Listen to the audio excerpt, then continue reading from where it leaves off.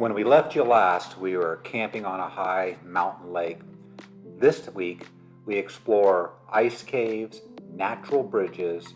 We find these amazing berry fields before exploring the backside of Mount St. Helen and finding the most beautiful camping spot we've ever had, sandwiched between Mount St. Helens and Mount Adams. But then, tragedy struck. Let's see how we do, gang.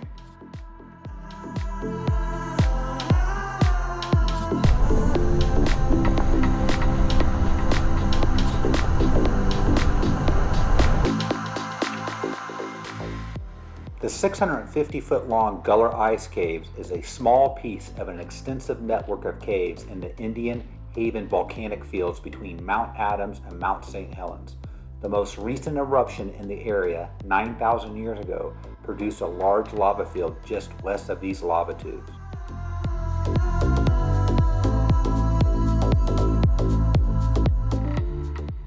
The phenomenon occurs because the lower eastern end of the caves acts as a trap to retain heavy cold air which has settled into the caves during the winter. Ice caves have been known for almost 100 years. It serves the ice supply for towns of Hood River and the Dalles in the pioneer days.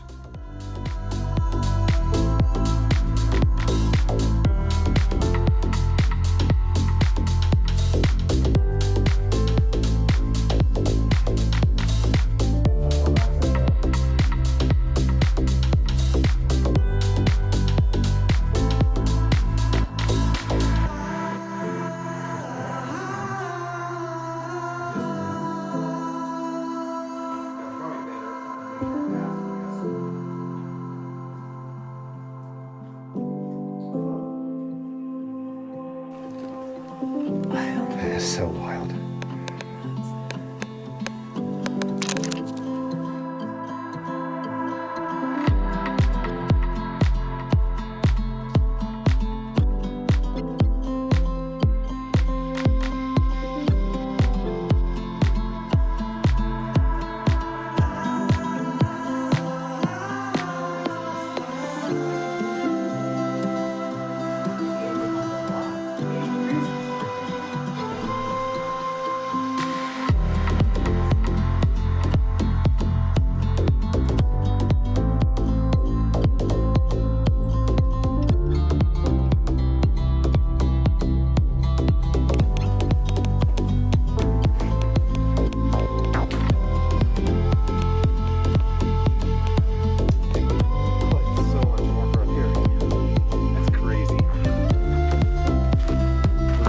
So cool. Oh my goodness. That was so cool. Super crazy. Neato.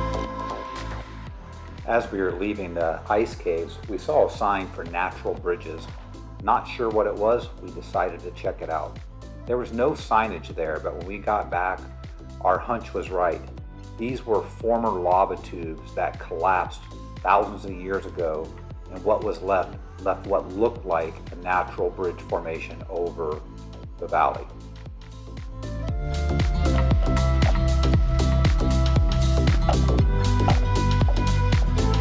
So these must be lava tubes.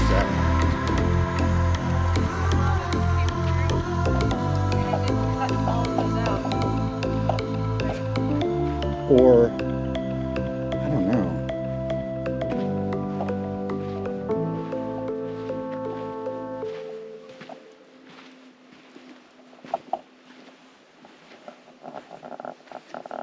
Yeah, that's neat.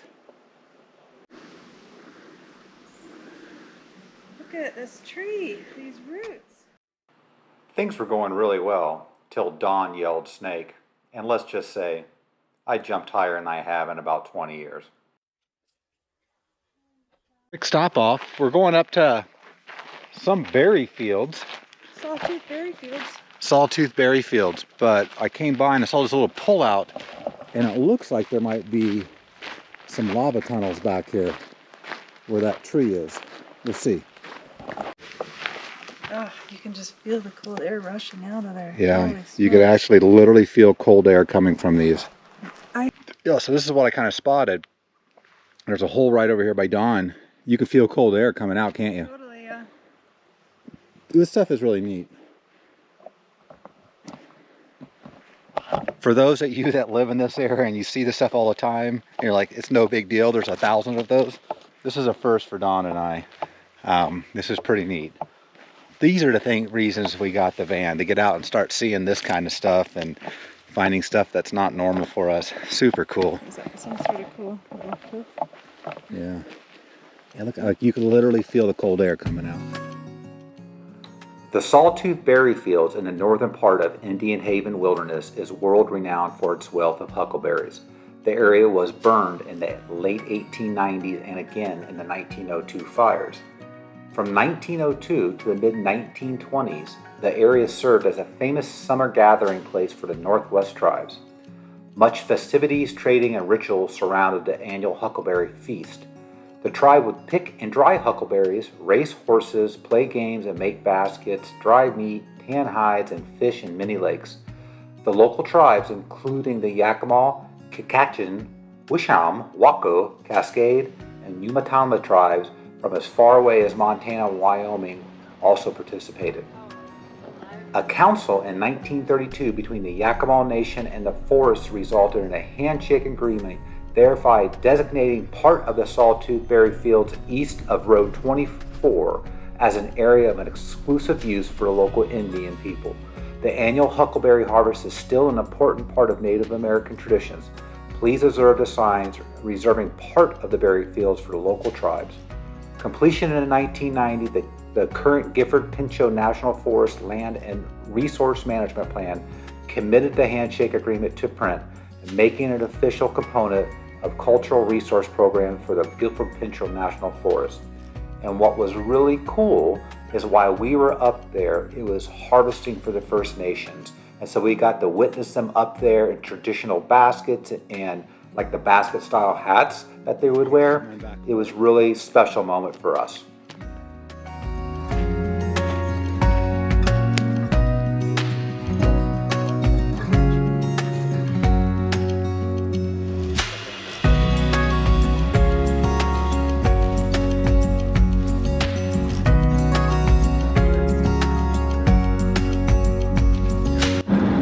All right, so we just got done picking wild huckleberries and blueberries, and let's just say it's 80 plus degrees out there, and we're probably at 4,000 feet right now, but amazing. Such a fun experience this has been. So far, so good. Never knew that this all existed out here. Never knew. We didn't understand what the berry fields were actually like a section. It's like acres and acres and acres of wild berry fields, and it's huckleberries, blueberries, and then we saw strawberries. All the wild strawberries that aren't in season now, but yeah, if you came back during that season, there'd be thousands of strawberries. Very cool.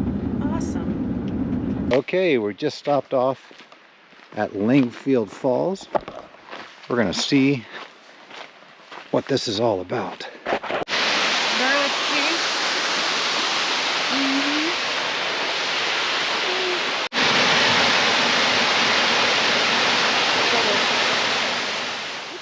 Named in memory of Casey Langfield, Mount Adams District Ranger from 1933 to 1956. Casey recognized the significance of scenic features like this waterfall to the peace of mind and tranquility it offered the individual. Ranger Langfield's outstanding performance as a resource manager was recognized with a Superior Service Award from the Secretary of Agriculture in May of 1954. Really beautiful. Look out the back window and see that day. Gang, Dawn and I cannot overstate the absolute beauty we saw on the backside of Mount St. Helens. This route is considered the best way to see Mount St. Helens, even though it's the least traveled. We were there on Labor Day weekend and saw less than 5 vehicles on Windy Ridge Road. I would recommend coming from Randall, north, where you will travel south on State Route 131 until a road forks 1 mile. Stay to the right on State Route 131, which becomes Forest Road 25. If you do come from Randall, the entire route is paved. The Windy Ridge Road is in excellent condition. That said, I would not recommend coming from the south as the roads are a bit rougher and longer. I found the roads I encountered could be in rougher condition than many of the dirt roads in this area since the 1-lane asphalt is collapsing in certain spots.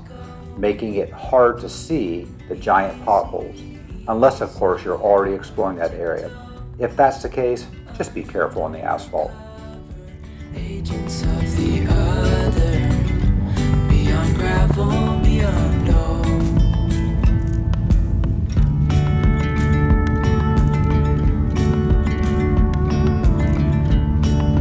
Hand in hand, building castles out of sand, reaching for the grand. As willows align, we lose track of time. Head up high, now we climb. Oh, dreamy, breezy, we go. Easy, easy on our tiptoes. Undercover, agents of the other. Beyond gravel, beyond all. A bigger scale the world inhales as we go. I wouldn't want it any other way, no. Dreamy, breezy, we go. Easy, easy on our tiptoes. Undercover, agents of the other. Beyond gravel, beyond all. Dreamy, breezy, we go. Easy, easy on our tiptoes. Undercover, agents of the other. Beyond gravel, beyond all.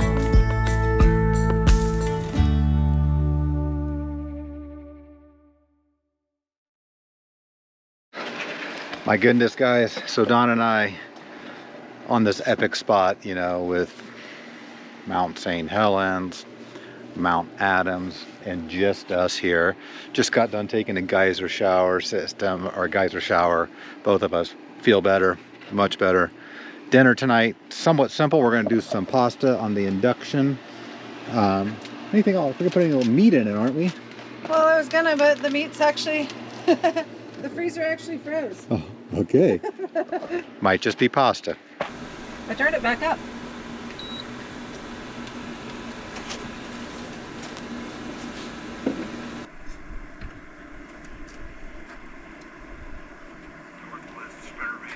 This might be one of the best spots. I'm sorry about the...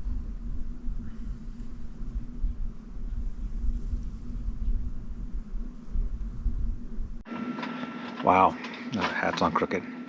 Wow, you know, I don't know if Dawn and I just got really lucky or what. Well, I know we got really lucky. I mean, we're on this amazing spot here, but it's called like Windy Ridge right over there where we're going tomorrow on a hike, and there's zero wind right now. There was zero wind kind of yesterday, and I think that might be because of the heat that we have coming in right now. It's really hot in our area right now, and I'm assuming that that's just because the wind's not blowing. But up on a vantage point like this, it sure does make something special. So right now we're just kind of waiting for 10:30, because according to what my app, the Milky Way should be right over Mount St. Helens. The moon's right over it right now. The moon's probably going to be slightly down by that time. But I'm hoping to try my luck at astrophotography and see how I do. I've been waiting for the right opportunity for it. I think I got everything set up just right. We'll see. It's all an experiment. But yeah, check this out. Just beautiful.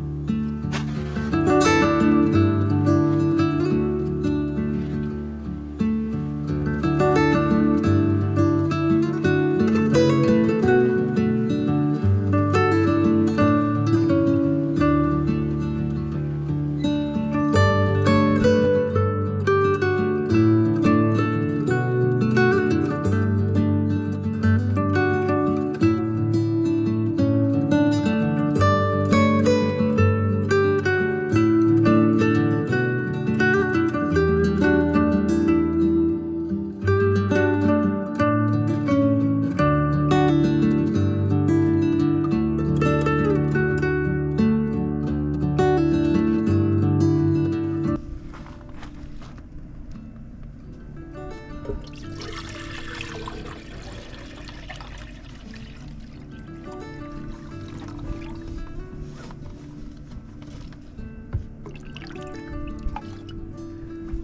trying to make the best out of a bad situation and take our leftover water here since our system broke. Have a coffee this morning.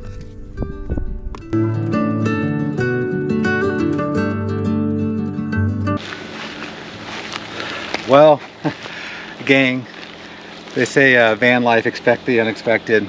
Last night, not everything went according to plan. Nope, a little surprise. We heard a massive water leak going on. While we were sitting there watching the sun go down, yeah. Sun going down, and I knew exactly what it was. I turned off the pump.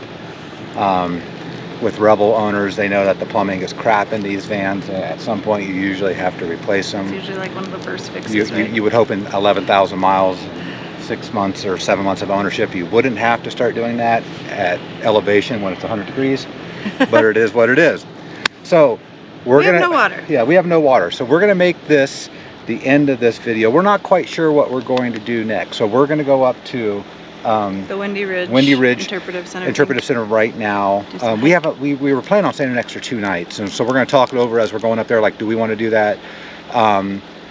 Regardless, we'll have to address the water somehow. So if you want to see what that's about, like and subscribe. What are we going to do? What are we going to do?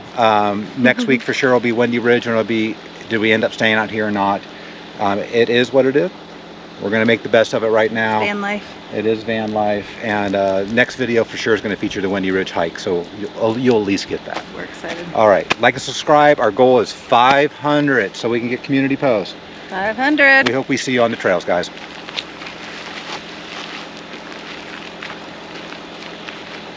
Oh my goodness. Crazy? Can I read it? Yeah. On May 15th, 1980.